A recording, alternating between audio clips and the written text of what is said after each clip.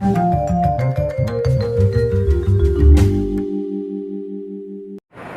है आप सभी लोगों का मेरे YouTube चैनल पर। आज के इस वीडियो लेक्चर में हम लोग समझेंगे कि हैलोएल्केन एंड हैलोएरीन का नॉमेनक्लेचर कैसे करते हैं और साथ में उसमें किस तरह की आइसोमेरिज्म देखने को मिलती है, इसके बारे में आज के इस टॉपिक में हम लोग समझेंगे। तो चलिए फिर शुरू करते हैं। हैलोएल्केन में जो IUPAC है, सबसे पहले समझिए कि जो इसका सिंबल है वो एक तरह से RX लिखा जाएगा, जहाँ पर R आपका एल्किल ग्रुप हो सकता है या एरिल ग्रुप हो सकता है, एल्काइल ग्रुप और एराइल ग्रुप, जिसके मैंने आपको कुछ एग्जांपल्स भी लिखे हैं। जैसे इस R की जगह पर मिथाइल ग्रुप हो सकता है, एथाइल ग्रुप हो सकता है, या सेकेंडरी ग्रुप है एक तरह से, ये आइसोप्रोपाइल ग्रुप जिसे बोलते हैं, ये भी हो सकता है। इसके अलावा यहाँ पर एरोमेटिक की रिंग हो सकती है, बेंजीन की रिंग हो सकती है, और X की जगह, जैसा कि आपको पता है कि X हैलोजन एलिमेंट्स का सिंबल है और IUPAC में X से ही रिप्रेजेंट करते हैं इसे। इसका मतलब यहाँ पर फ्लोरीन हो सकता है, क्लोरीन हो सकता है, ब्रोमीन हो सकता है या आयोडीन हो सकता है। तो समझते हैं IUPAC के बारे में। देखिए IUPAC में कुछ बेसिक चीज़ें पहले समझ लेते हैं कि क्या चीज़ें हैं। IUPAC एक तरह से किसी भी ऑर्गेनिक कंपाउंड को एक नॉमेनक्लेचर देने के लिए एक तरह का जो सिस्टम है वो बनाया गया कि हर एक कंपाउंड का अपना एक नाम होना चाहिए।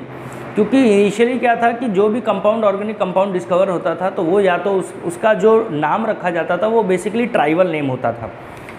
कहाँ से वो मिल रहा है, उसकी क्या बैकग्राउंड है, उस हिसाब से उसका नाम रख दिया जाता था। जैसे आपने सुना होगा कि मीथेन गैस को हम मार्शी गैस बोलते हैं, क्योंकि वो दलदली इलाकों में पाई जाती है या ऐसे चीज़ों से मिलती है जहाँ पर चीज़ें सड़ गल जाती हैं, इसलिए जो है उसका नाम मार्शी गैस हो गया। जैसे आपने नाम सुना होगा SO2 गैस को हम वोल्केनो गैस बोलते हैं, क्योंकि SO2 गैस जब भी वोल्केनो, जहाँ पर ज्वालामुखी जो होता है, वहाँ से जब भी ज्वालामुखी जब निकलता है तो वहाँ से सल्फर डाइऑक्साइड गैस भी बहुत सारी निकलती हैं, तो इसलिए उसका नाम हमने वोल्केनो गैस रख दिया। तो जो ट्राइबल नेम होते हैं, या जैसे फॉर्मिक एसिड है, वो फॉर्मिका नाम की एंट में, जो फॉर्मिका है नाम ग्रीक वर्ड है एक तरह से, तो उसमें आपको देखने को मिलता है, तो इसलिए फॉर्मिक एसिड। इसी तरह एसिटम से एसिटिक एसिड मिला, बनता है नाम। इसी तरह ब्यूटायरिक एसिड जो आपके बटर में पाया जाता है। तो जो उनका ट्राइबल नेम है, जो इनका नाम पहले रखा गया, वो कहीं ना कहीं एक सिग्निफिकेंस के तौर पे रखा गया कि हाँ कोई चीज़ कहाँ से मिल रही है, किस जगह से मिल रही है, वो किस सोर्स से मिल रही है, इन सब के बेस पर नाम रखा जाता था। तो अब क्या है, लेकिन IUPAC ने क्या कर दिया कि हर एक कंपाउंड को अपना एक इंडिविजुअल नाम दिया गया, जिसमें वो हम किसी कंपाउंड को पहचान सकें उसके नाम की वजह से। अब यहाँ पर प्रीफिक्स और सफिक्स की बात है, तो सबसे पहले समझ लेते हैं IUPAC में क्या चीज़ें होती हैं। IUPAC में हमेशा 4 चीज़ें याद रखनी है। पहली चीज़ होती है प्रीफिक्स, दूसरी चीज़ होती है वर्ड रूट, तीसरी चीज़ होती है लोकेंट या आपका जो भी ग्रुप जुड़ा होता है, और चौथी चीज़ होती है सफिक्स। प्रीफिक्स हमेशा आगे लगते हैं, स्टार्टिंग में लगते हैं, और सफिक्स हमेशा लास्ट में लगते हैं। किसी भी मॉलिक्यूल में जो भी सफिक्स होता है ऑर्गेनिक कंपाउंड में, वो बेसिकली आपको उसकी फैमिली के बारे में बताएगा। सपोज़ करिए कि किसी का सफिक्स में लास्ट में ऑल लगा हुआ है, ऑल सफिक्स जो है एल्कोहल का होता है, OH ग्रुप का होता है, तो इसका मतलब है कि अगर हम उस कंपाउंड, जैसे एथेनॉल है नाम, तो एथेनॉल में OH लगा होता है लास्ट में, C2H5OH, तो हम कहेंगे कि ये ऑर्गेनिक कंपाउंड एल्कोहल फैमिली को बिलोंग करता है।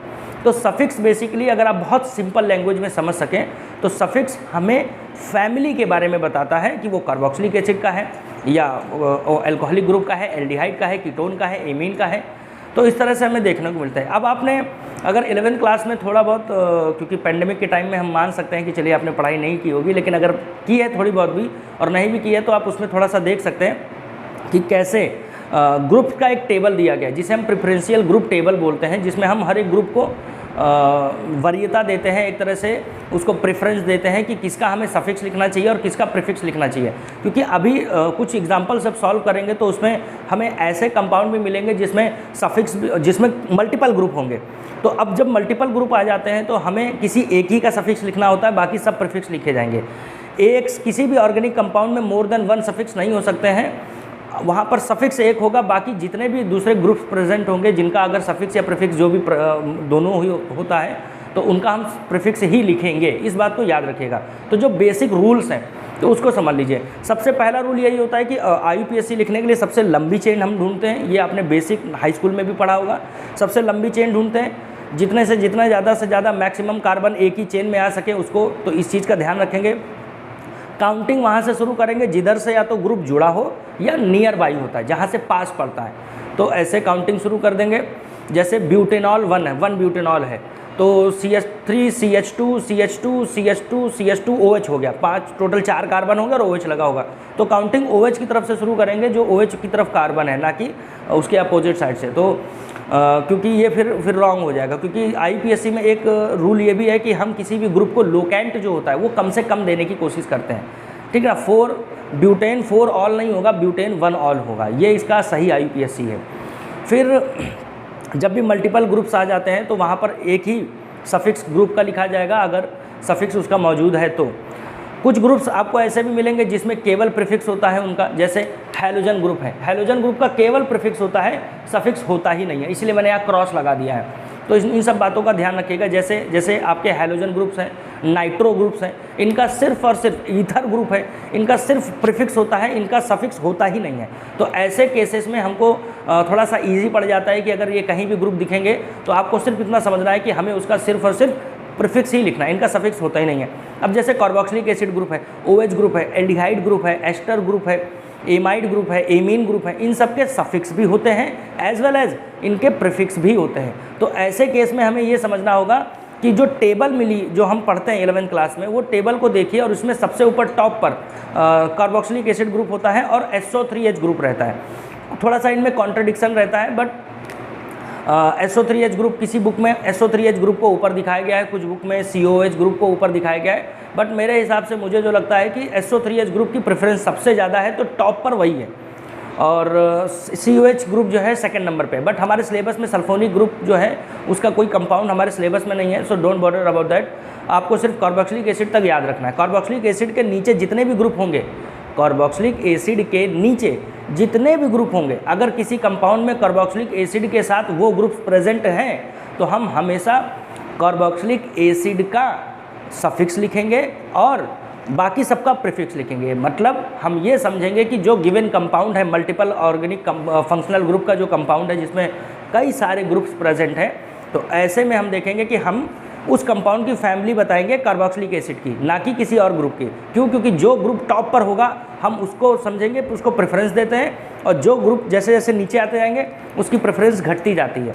इसलिए सपोज़ करिए कि किसी कंपाउंड में, जैसे किसी कंपाउंड में मान लीजिए मैंने इस तरह लिख दिया CH3 CH और ऊपर OH लगा दिया, और मैंने इधर लिख दिया COOH यानी कार्बोक्सिलिक एसिड। अब ये अगर ठीक से आप देखें तो ये बेसिकली कंपाउंड में अगर आप देखेंगे काउंटिंग करेंगे तो इधर से करेंगे 1 2 3, इधर से शुरू नहीं करेंगे 1 2 3, ये रॉन्ग है, ये रॉन्ग प्रोसेस है, क्योंकि हम ग्रुप जहाँ से जुड़ा है यहीं से काउंटिंग करेंगे। किसी कंपाउंड में, किसी फंक्शनल ग्रुप में ऑलरेडी जो है आपका कार्बोक्सिलिक, किसी ग्रुप में ऑलरेडी कार्बन प्रेजेंट होता है, तो ऐसे केस में हमारी कोशिश यही रहेगी कि उसी कार्बन से काउंटिंग शुरू हो जाएगी। तब आप ऐसा मत समझिएगा कि कुछ बच्चे इसमें गलती कर देते हैं कि यहाँ से फिर काउंटिंग शुरू करते हैं, क्योंकि ग्रुप यहाँ से जुड़ा है और यहाँ से भी जुड़ा हुआ है, तो उनको लग रहा है कि दोनों तरफ से ग्रुप जुड़ा है तो यहीं से काउंटिंग करेंगे, तो गलत है। ग्रुप काउंटिंग यहाँ से शुरू करेंगे। सपोज करिए यहाँ पर COOH ना होता, CHO ग्रुप होता, तो भी काउंटिंग यहीं से करते हैं। एल्डिहाइड ग्रुप, एमाइड ग्रुप होता तो भी काउंटिंग यहीं से, एमाइड ग्रुप CONH2 ग्रुप होता है, तो यहाँ से काउंटिंग शुरू करेंगे। तो 1 2 3। तो अब जब देखिए OH ग्रुप का भी प्रीफिक्स होता है और सफिक्स होता है, कार्बोक्सिलिक एसिड का भी प्रीफिक्स होता है और सफिक्स होता है। कार्बोक्सिलिक एसिड का सफिक्स ओइक एसिड होता है और कार्बोक्सिलिक एसिड का प्रीफिक्स कार्बोक्सी होता है, जबकि OH ग्रुप का जो आपका सफिक्स होता है वो ऑल होता है और OH ग्रुप का जो प्रीफिक्स है वो हाइड्रोक्सी होता है।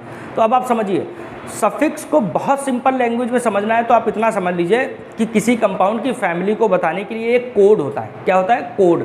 जैसे वर्ड रूट एक कोड होता है नंबर ऑफ कार्बन को बताने के लिए। सपोज करिए एक कार्बन है तो मेथ, 2 कार्बन है तो एथ, ब्यूट, प्रोप, इस तरह करके आप सब कुछ पढ़ते हैं ना। 3 कार्बन है तो प्रोप है, 4 कार्बन है तो ब्यूट होगा, इस तरह करके 10 कार्बन है तो डेक होगा, 11 कार्बन है अनडेक होगा, डोडेक, ट्राइडेक।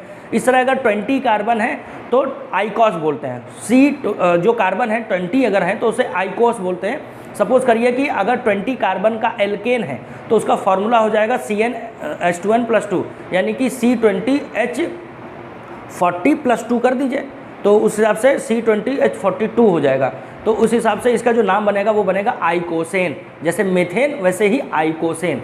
तो ये आपका कुछ बेसिक मैंने टर्म बता दिए IUPAC में, जो आप 11th और हाई स्कूल में पढ़ चुके होंगे, और जो भी बच्चे मान लीजिए अगर जिनको नहीं आता है तो एक बार थोड़ा सा रिवीजन कर लेंगे तो आसानी से समझ में आ जाएगा। तो चलिए अब बढ़ते हैं। तो अब खैर मैं इस कंपाउंड का नाम भी बता देता हूँ। तो यहाँ पर OH ग्रुप का OH ग्रुप प्रेफरेंशियल टेबल में ऊपर है, इसलिए OH ग्रुप जो कार्बोक्सिलिक एसिड है, carboxylic acid preferential group table में ऊपर है, इसलिए हम इसका सफिक्स लिखेंगे और इसका क्या लिखेंगे, प्रीफिक्स लिखेंगे। तो इसका नाम हो जाएगा 2-हाइड्रोक्सी प्रोपेनोइक एसिड, 2-हाइड्रोक्सी। अब देखिए 2-हाइड्रोक्सी क्या है, प्रीफिक्स है।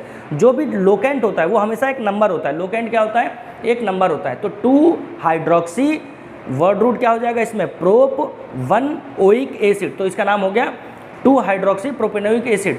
अब इसमें आपको देखने को ये भी एक चीज़ मिलता है कि सफिक्स दो तरह का होता है, एक आपके फंक्शनल ग्रुप के लिए सफिक्स होता है और एक आपका होता है एल्केन, एल्कीन, एल्काइन के लिए। तो सफिक्स एक प्राइमरी होता है, एक सेकेंडरी होता है। प्राइमरी सफिक्स हमेशा वर्ड रूट के साथ जुड़ता है, जैसे प्रोपेन, प्रोपेन में 3 कार्बन के लिए प्रोप हुआ, लेकिन एन जो वर्ड लगा है वो प्राइमरी सफिक्स है, एन, इन, आइन। ये डिपेंड करता है नंबर ऑफ बॉन्ड पर, जैसे नेचर ऑफ बॉन्ड पर। अगर कार्बन कार्बन सिंगल बॉन्ड है पूरे कंपाउंड में तो वो एल्केन फैमिली को बिलोंग करता है, सो दैट्स वाई उसका प्राइमरी सफिक्स होगा एन। अगर उसमें डबल बॉन्ड है तो प्राइमरी सफिक्स इन, और अगर उसमें ट्रिपल बॉन्ड है तो उसका प्राइमरी सफिक्स आइन हो जाएगा। इसी तरह नाम है इसका, जैसे 3 CH3 C triple bond CH ऐसे लिखा हुआ है, CH3 C triple bond CH। तो इसका जो नाम बनेगा वो बनेगा प्रोप-1 आइन या प्रोपाइन। क्यों? क्योंकि प्रोप उसका वर्ड रूट हो गया और उसमें जो प्राइमरी सफिक्स है वो आपका आइन हो गया। तो इसलिए इस बात को हमेशा याद रखिएगा कि सफिक्स दो तरह का होता है, एक प्राइमरी और एक सेकेंडरी। कि हो सकता हो किसी ग्रुप में सेकेंडरी सफिक्स ना भी हो, लेकिन प्राइमरी सफिक्स हमेशा हर एक ऑर्गेनिक मॉलिक्यूल में होता है, ठीक है। तो क्योंकि वो उसमें आपके वर्ड रूट के साथ जुड़ता है, ये हमेशा इस बात को भूलिएगा मत, छोटी छोटी चीज़ें याद रखिएगा। और हमेशा एक बात याद रखिएगा, बड़े बड़े स्लोगन के चक्कर में मत पड़िए, हमेशा छोटी छोटी बेसिक बातें याद रखें। क्यों? क्योंकि छोटी छोटी बातों से ही, छोटे छोटे कॉन्सेप्ट से ही बड़े बड़े कॉन्सेप्ट या बड़े बड़े स्लोगन लिखे जाते हैं। आई होप मेरी बात आपको समझ में आ रही होगी। तो चलिए शुरू करते हैं। तो खैर अगर आप लोगों ने अगर नोटिस ना किया हो तो आप ठीक से अगर इसको देखें तो ये हमारा लैक्टिक एसिड है जो दूध में पाया जाता है। ये लैक्टिक एसिड का फार्मूला है, ये दो तरह से कंपाउंड में पाया जाएगा, एक डी होता है, एक एल होता है, क्योंकि इसका जो बीच वाला कार्बन है वो कायरल है। और जब भी हम आगे चल के भी आइसोमेरिज्म में भी समझेंगे कि कायरलिटी जो है या कायरल सेंटर अगर किसी कंपाउंड में होता है तो बाई एक्सपीरियंस हमें ऐसा देखने को मिलता है कि वो मॉलिक्यूल जो होगा, ऑर्गेनिक कंपाउंड होगा, वो ऑप्टिकली एक्टिव होता है। चलिए फिर बढ़ते हैं। अब देखिए इसका प्रीफिक्स होता है हेलो, जैसा मैंने आपको बताया केवल प्रीफिक्स ही होता है, इसका सफिक्स तो होता नहीं। तो आपको यही याद रखना है। तो इस कंपाउंड का नाम आपको आई होप पता चल गया होगा, 2-हाइड्रोक्सी प्रोपेनोइक एसिड। तो देखिए जैसे सपोज करिए ये CH3Cl लिखा हुआ है, इसमें कार्बन कितना है, एक है। एक कार्बन के लिए वर्ड रूट होता है मेथ, और क्लोरीन इसके पहले ही कार्बन से लगा है, तो इसका नाम हो जाएगा 1-क्लोरोमेथेन।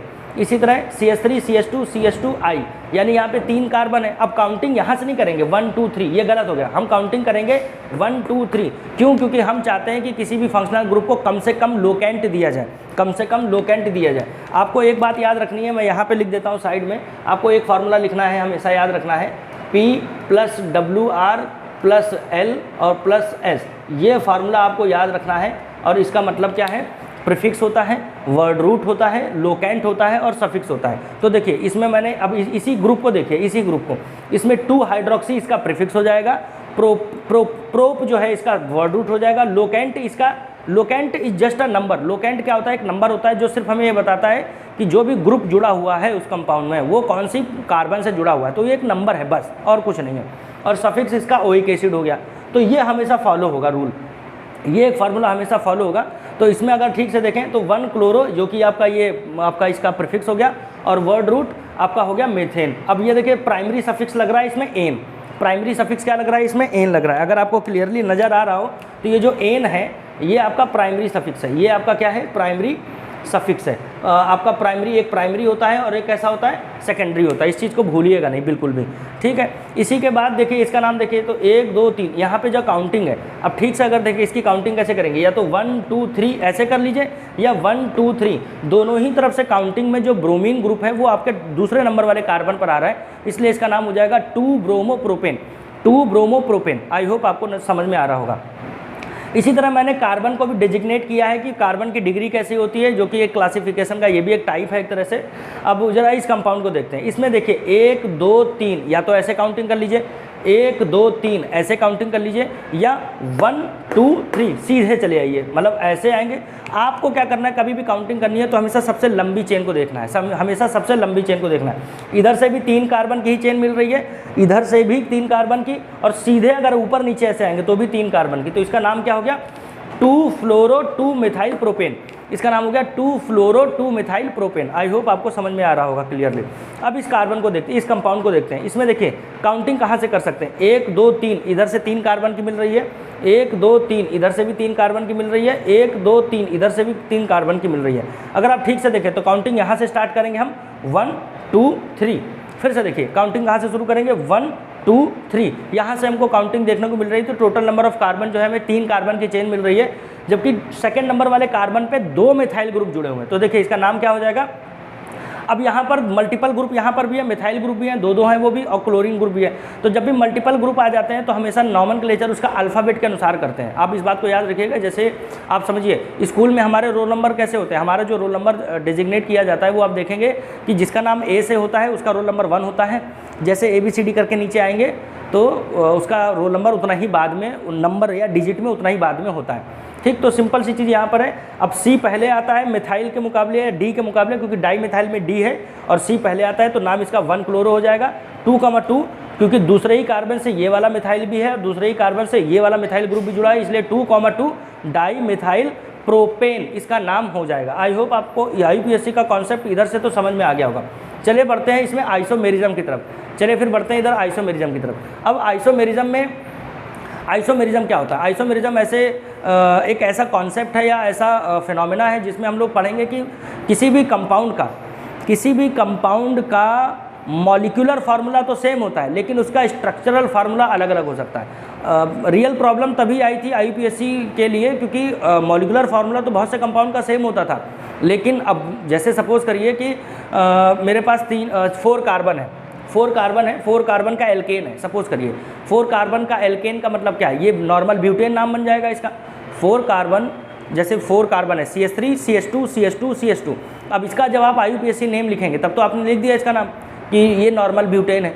लेकिन अगर आप एक बात बताइए, मैं सिर्फ आपको इसका मॉलिक्यूलर फार्मूला दूँ C4H10, तब आप इसका नाम क्या बताएंगे। तब आप इसका नाम तो देख देंगे कि 4 कार्बन है तो ब्यूट हो गया, तो ब्यूटेन आपने नाम दे दिया, पर इसमें नाम तो 2 मिथाइल प्रोपेन भी आ जाएगा, क्योंकि एक कार्बन जो 4 कार्बन में से एक कार्बन है वो उठ के ब्रांच में आ जाता है। तो रियल प्रॉब्लम तभी फेस करने को मिली थी कि जो बहुत सारे मॉलिक्यूल ऐसे थे जिनके IUPAC में हम लोग को देखने को मिलते थे कि अलग अलग तरह के, जिसमें हम लोग को देखने को मिलते थे कि अलग अलग तरह के मॉलिक्यूल, अलग अलग तरह का स्ट्रक्चर, एक सेम मॉलिक्यूलर फार्मूला बट उनके स्ट्रक्चर अलग अलग है, बट उनका पोजीशन अलग अलग है ग्रुप में।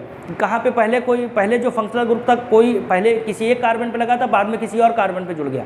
इसलिए नॉमेनक्लेचर में इसीलिए इसको इतना स्पेसिफाई किया गया कि IUPAC की ज़रूरत पड़ी, नॉमेनक्लेचर की ज़रूरत पड़ी, ताकि हम इन सब कॉन्सेप्ट को अच्छे से समझ सकें।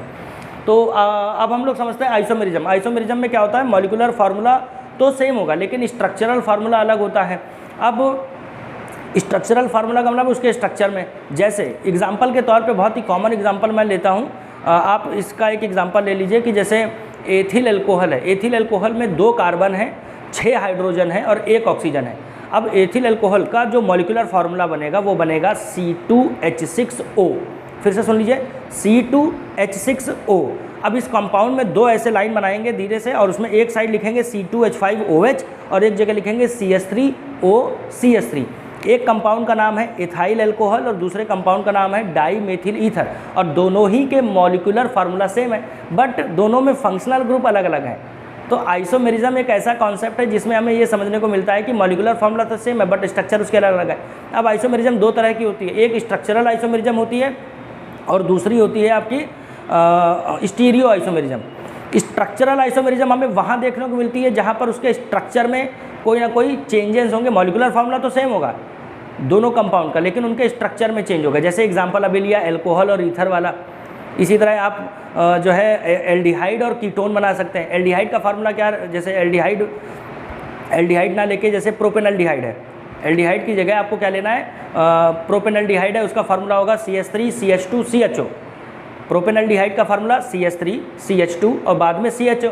अब CH2 जो बीच में लगा है CH3 और CHO के बीच में, उस CH2 को खसका के आप इधर लेके चले आइए CH बॉन्ड में, जो CO और H बॉन्ड होता है CHO में, तो वो फिर एसीटोन में कन्वर्ट हो जाएगा। पहले एल्डिहाइड ग्रुप था, बाद में कीटोन ग्रुप हो गया।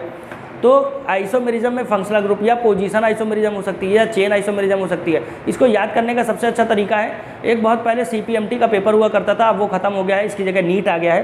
तो इसको याद करने का तरीका है कि CPMT में फेल, CPMT में fail, C for chain isomerism, P for position isomerism, M for metamerism, T for tautomerism और F for functional group isomerism. इसी तरह एक रिंग आइसोमेरिज्म भी होती है, जो आपका जैसे मान लीजिए प्रोपीन है, CH3 CH double bond CH2, CH3 CH double bond CH2। तो इस कंपाउंड में आप क्या देखेंगे, इस कंपाउंड में आपको देखने को मिलेगा कि इसमें रिंग बन सकती है, और वो रिंग बन सकती है साइक्लोप्रोपेन की।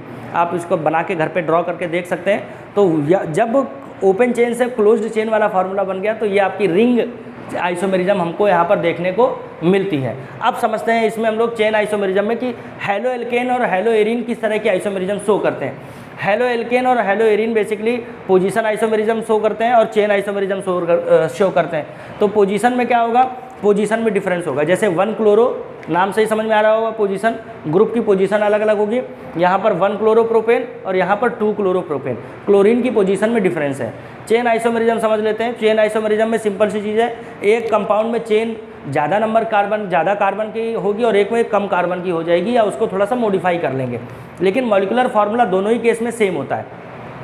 अब जैसे इसमें नाम देखिए 1 2 3 4, यहाँ पे 1 आयोडोब्यूटेन नाम है, यहाँ पे क्या नाम है 1 आयोडोब्यूटेन, जबकि यहाँ पर इसका नाम क्या हो जाएगा 1 आयोडो 2 मिथाइल प्रोपेन। क्यों? क्योंकि इसका नाम हो गया 1 2 3। अब सेकंड नंबर पे मिथाइल ग्रुप, हमने एक कार्बन बीच से उठाया और इसको यहाँ पर लगा दिया बीच में उठाकर। तो आप क्या देख रहे हैं कि यहाँ पर पहले वाले कंपाउंड में 4 नंबर की कार्बन है, 4 कार्बन की चेन है, और सेकंड वाले कंपाउंड में 3 कार्बन की चेन है। तो यहाँ पर चेन में फ़र्क आ गया, इसलिए चेन आइसोमेरिज्म है और मॉलिक्यूलर फार्मूला भी इसका सेम है। अब आ जाते हैं, इसका दूसरा टाइप होता है स्टीरियो आइसोमेरिज्म। वहाँ देखने को मिलती है जहाँ पर ग्रुप के अरेंजमेंट को, जो स्पेशियल अरेंजमेंट है कि ग्रुप का एक जगह पोजीशन है, उसको हटा के दूसरी जगह रख दिया। मॉलिक्यूलर फार्मूला भी सेम होता है, स्ट्रक्चरल फार्मूला भी सेम होता है। बस हमें करने की क्या ज़रूरत होती है, अब उसमें हमको बस सिंपली ग्रुप की पोजीशन को, स्पेशियल अरेंजमेंट जो है, स्पेस में जो अरेंजमेंट है उसका, उसे चेंज करने की ज़रूरत रहती है। और ऐसे केस में हमें देखने को क्या मिलता है कि वहाँ पर हमें स्टीरियो आइसोमेरिज्म देखने को मिलता है, केवल स्पेशियल अरेंजमेंट को चेंज करने से। इसमें पहला है ज्योमेट्रिकल आइसोमेरिज्म और दूसरा होता है ऑप्टिकल आइसोमेरिज्म। ज्योमेट्रिकल आइसोमेरिज्म हमें वहाँ देखने को मिलती है जहाँ पर बॉन्ड का रोटेशन रिस्ट्रिक्टेड रहता है। जैसे सिंगल बॉन्ड एक दूसरे के अलॉन्ग में वो रोटेट कर सकता है, जैसे कि इसीलिए कॉन्फॉर्मर्स बने। आप ग्रेजुएशन में कॉन्फॉर्मर्स के बारे में पढ़ेंगे, तो 12th क्लास में या 11th क्लास में उसका इतना बस हो सकता है, शायद इंट्रोडक्शन टाइप का होगा, बट उतना डीप में नहीं है। लेकिन ग्रेजुएशन में बहुत अच्छे से, या मान लीजिए जो कंपटीशन की तैयारी करते हैं, IIT JEE या नीट के लिए जाते हैं बच्चे, उनको ये सब पढ़ने को मिलता है। तो ग्रेजुएशन में तो है ही। तो ज्योमेट्रिकल आइसोमेरिज्म और ऑप्टिकल। ज्योमेट्रिकल कहाँ मिलेगी? जहाँ पर बॉन्ड का रोटेशन रिस्ट्रिक्टेड होता है, और वो कहाँ पर होगा? या तो डबल में होगा या फिर ट्रिपल में होगा। तो यहाँ पर आप ठीक से देख सकते हैं, अगर डबल बॉन्ड का है, जैसे ये आपका एथिलीन गैस है, मान लीजिए एथिलीन गैस में क्या है, CH2 डबल बॉन्ड CH2 होता है, तो उनमें से एक हाइड्रोजन को हटाकर एक क्लोरीन लगा दिया, तो यही फार्मूला बनेगा। अब ये अरेंजमेंट है, ठीक से देखिए। अगर दोनों कार्बन के पास देखिएगा दो ग्रुप सेम है, मतलब दोनों के पास ऐसे ग्रुप हैं दोनों जो सेम है, तो अगर दोनों एक ही साइड है तो सिस फॉर्म कहलाएगी। सिस फॉर्म को हिंदी में समपक्ष बोलते हैं, यानी एक ही तरफ, ठीक। और इसको ट्रांसफॉर्म बोलेंगे क्योंकि अपोजिट हैं एक दूसरे के, ठीक है। तो ये आपका ज्योमेट्रिकल आइसोमेरिज्म हो गया। ऑप्टिकल में क्या होता है? ऑप्टिकल आइसोमेरिज्म क्या होती है? किसी भी ऑर्गेनिक कंपाउंड का प्लेन पोलराइज्ड लाइट के प्रति जो बिहेवियर होता है उसे हम ऑप्टिकल एक्टिविटी बोलते हैं। सपोज करिए किसी ऑर्गेनिक कंपाउंड के ऊपर एक ऑर्डिनरी लाइट अगर हम फॉल कराते हैं, तो वो ऑर्डिनरी लाइट को सबसे पहले एक चैनल क्रॉस करना होता है, जो कि एक निकोल्स प्रिज्म नाम का चैनल है। उस चैनल को जब वो क्रॉस करती है ऑर्डिनरी लाइट या सिंपल लाइट सोर्स, तो वहाँ से केवल ऐसे ही टाइप की लाइट बाहर निकलेगी जिसका प्रोपागेशन, जिसका जो डायरेक्शन है वो केवल एक ही डायरेक्शन में हो या प्लेन के परपेंडिकुलर हो, यानी कि उसका जो प्रोपागेशन होगा वो एक ही टाइप का होगा। यहाँ पर तो ऑर्डिनरी लाइट हर एक ईच एंड एवरी डायरेक्शन में मूव करती है, उसके पार्टिकल जाते हैं, ट्रैवल करते हैं। लेकिन जब उस प्रिज्म में से बाहर निकलेगी जो लाइट, वो केवल एक ही टाइप की डायरेक्शन वाले लाइट को बाहर निकालेगी, क्योंकि उसमें एक बहुत ही बारीक सा फाइन सा कट होता है, जिस कट को वही लाइट क्रॉस करेगी जो इसके पैरेलल होती है।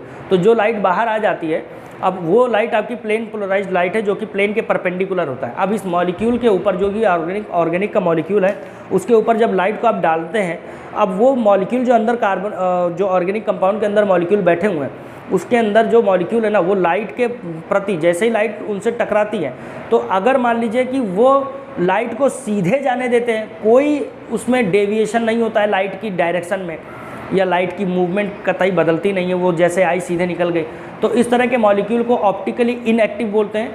अगर लाइट के या जो प्लेन पोलराइज्ड लाइट है उसके डायरेक्शन को क्लॉकवाइज घुमा दिया, उसके डायरेक्शन को क्लॉकवाइज घुमा दिया, तो फिर वो आपका हो जाएगा ऑप्टिकली एक्टिव, या एंटी क्लॉकवाइज घुमा दिया तो भी। अगर क्लॉकवाइज घुमाते हैं तो इसे हम बोलते हैं डेक्स्ट्रो रोटेटरी, और अगर एंटी क्लॉकवाइज घुमाते हैं तो इसे बोलते हैं लीवो रोटेटरी।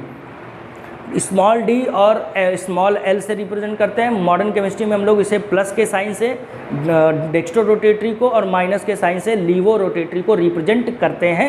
ये आपने बेसिक चीज़ों में पढ़ रखा होगा। तो यहाँ पर ऑप्टिकल आइसोमेरिज्म भी देखने को अगर आपको मिलेगी तो देखिए, यहाँ पर आपका कायरल सेंटर है, ये इसमें चारों ग्रुप अलग अलग हैं। कई बार बच्चे कंफ्यूज हो जाते हैं कि सर ये कायरलिटी और कायरल सेंटर क्या होता है। देखो, कायरलिटी और कायरल सेंटर में कोई रिलेशन नहीं होता है, बट बाय एक्सपीरियंस आपने देखा होगा कि किसी भी मॉलिक्यूल में अगर कोई भी कायरल सेंटर एक भी प्रेजेंट होता है तो वो मॉलिक्यूल ऑप्टिकली एक्टिव हो जाता है। ठीक है, फिर भी कायरलिटी और कायरल सेंटर का होना, कायरल सेंटर का होना किसी भी मॉलिक्यूल में इस बात का कोई नेसेसरी या एसेंशियल कंडीशन नहीं है कि वो मॉलिक्यूल जो होगा ऑप्टिकली एक्टिव होगा। Chirality is the main sufficient and essential criteria for the molecule to be an optically active. क्यों? क्योंकि कायरलिटी क्या है? Chirality is a Greek word जिसका इंग्लिश में मतलब होता है हैंडेडनेस। अब हैंडेडनेस का मतलब होता है हाथ के जैसा। अब सपोज़ करिए इस हाथ को आप अपने सामने रखिए, तो इसके सामने ये ऐसा ही तो दिखेगा ना। ये हाथ देखिए कैसा, इसका एक जैसा मिरर इमेज लग रहा है। कैसा लग रहा है? ये इसका मिरर इमेज है। अब मैं अगर इस हाथ को इसके साथ ऐसे मिला दूँ तो क्या ये आपस में मिल जाएंगे? ये क्या आपस में मिल जा रहे हैं? ये क्या आपस में मिल जा रहे हैं? तो आप लोग कमेंट करके ज़रूर बताइएगा कि ये आपस में मिल रहे हैं कि नहीं।